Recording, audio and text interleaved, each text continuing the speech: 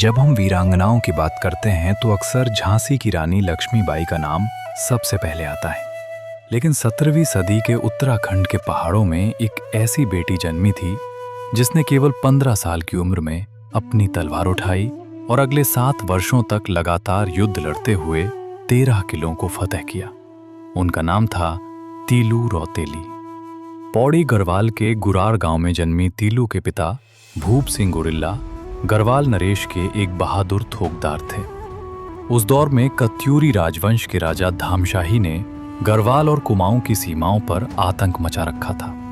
खैरागढ़ के युद्ध में तीलू ने अपने पिता और अपने 2 जुड़वा भाइयों भक्तू और पाथू को खो दिया।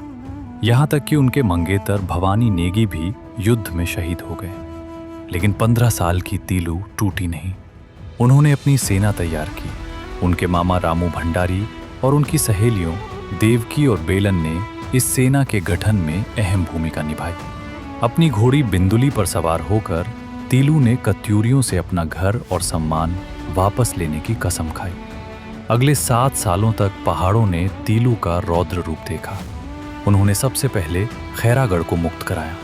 इसके बाद ताकोलीगढ़, सरायखेत और महादेव जैसे कुल 13 किलों पर विजय प्राप्त की। कहा जाता है कि ताकोलीगढ़ में वो पेड़ आज भी मौजूद है जिसकी आड़ लेकर तीलू ने दुश्मनों पर गोलियां चलाई थीं।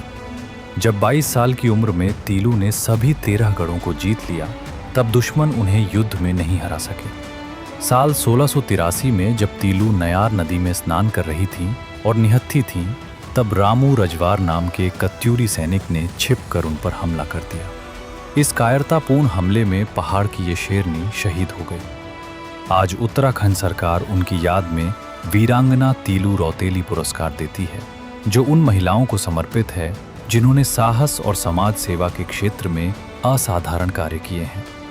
तीलू रौतेली की कहानी हमें ये सिखाती है कि वीरता कभी उम्र या लिंग की मोहताज नहीं होती। पहाड़ की ये बेटी आज भी उत्तराखंड की आत्मा में जिंदा है।